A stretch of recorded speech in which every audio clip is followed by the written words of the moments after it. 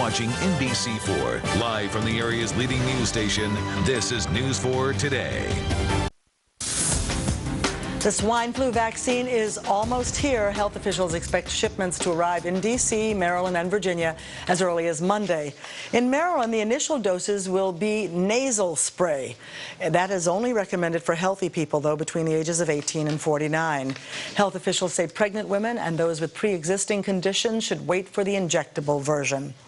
And we know you probably have some questions about the swine flu and the vaccine, so we'll try to answer those questions for you this morning. We're joined by Dr. Thomas Gaiter. Welcome, sir. Thank you. Good to have you with us. He's been with us all morning. He's a medical director for Howard University Hospital. So you can email your questions to today@nbcwashington.com, or you can also post them on Facebook and Twitter. Just search News 4 Today. Now, one viewer has written to us this: should I wait a month between the regular flu shot and the H1N1 vaccine? What do you say to that, Dr. Gaiter? It is perfectly fine and acceptable for the individual to receive both injections at the same time. One does not need to wait a month. Okay, we also got this question. I am 41 years old and I have never had a flu shot. Is it true that once I get the shot, I have to get it every year from that point on? We recommend that one receives the shot every year. And one reason for that is, especially for the seasonal flu, there is a mutation that takes place each year. So it is excellent to have a new vaccine each year for the seasonal flu. Now, for the H1N1, thus far, we have not seen the mutation that we are seeing with the seasonal flu shot. But as with either of these shots, it is really not necessary if you've had it one year to have it the next year. It's just recommended that you have it the next year, right? It's recommended, and we think it's necessary as well. All right. But you're not going to get sick or die or anything because you don't get it the next year, unless you contact the flu, and that is what well, causes it's purely your a voluntary program, and there's no mandate that you should receive it. But we, as healthcare workers, actually recommend it because we are trying to bring about a healthy community. Yeah, I keep people understand. safe. I think this person was thinking that for some reason once you start you had to keep doing it. That same viewer asked this question: can I just get the shot for the H1N1 virus and not the regular flu virus? Yes, you can. There's no mandate that one has to get one versus the other. But we truly and highly recommend that one takes both of the injections because both of these are Influenza-A and both can cause similar symptoms. Okay, Dr. Gaiter, we will be asking you more questions because we're inviting all of you to send us your swine flu questions this morning. Just email today@nbcwashington.com. You can also post them on Twitter and Facebook. Just search News 4 Today. The doctor will be back at 6:45, so send us those questions if you have them. Thank you again, Dr. Gaiter. We'll see you in a few minutes. Sir. Joe? Next at 6:45, answering your swine flu questions, Dr. Thomas Gaiter from Howard University Hospital will join us live in the studio to tell you what you need to know about the swine flu vaccine, which is going to be available next week.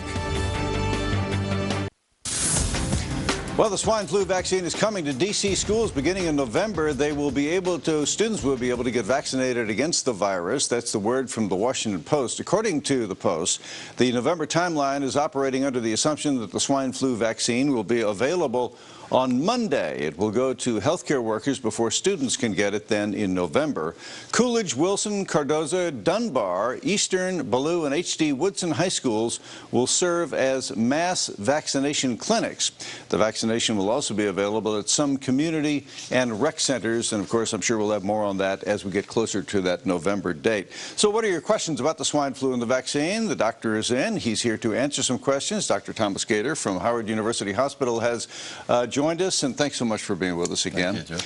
Email your questions to today@nbcwashington.com, or you can post them on Facebook and Twitter. Just search News 4 Today when you do that. Let's get to the questions. One viewer had this question about the amount of time to get the results from a swine flu nasal swab. The viewer says, my doctor says it takes about a week to get the nasal swab results. I was concerned that it would be too late to treat the flu if I do have the flu. There is a rapid test that we can do clinically, and that tests we can receive it back, the results, in about 30 minutes or less. And that test really points to Influenza-A.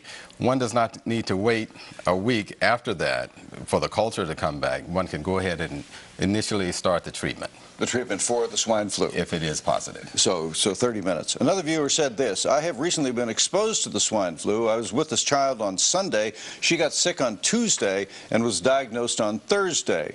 Could I spread this unknowingly? The viewer says that he or she is not showing any symptoms so far. Right. Even though the person is not showing any symptoms, I think it's always good hygiene to, number one, cover your cough. That is so very important. If you get sick, stay home and wash your hands, wash your hands, wash your hands. So go about with the necessary hygiene types of things that will help to decrease any type, even if you are not aware that you may have it. If you have been exposed to the swine flu or start feeling symptoms, is it too late to get the vaccination when they come out in October? Well, if one is ill with a high fever, then the recommendation is that you wait and not take the vaccine during that particular time. Okay, so it depends on how the person is feeling. Okay. Another question had this person had this question. During the 70s, there was a similar push for people to go to the doctors and get the swine flu shots. As I recall, there were a number of deaths that were directly related to those shots. I'm concerned that more deaths will occur from new shots. Are my fears unrealistic? And if so, why? Well, one thing about the H1N1 flu vaccine is made in the same manner as a seasonal flu vaccine. Decades of efficacy and also safety patterns with that.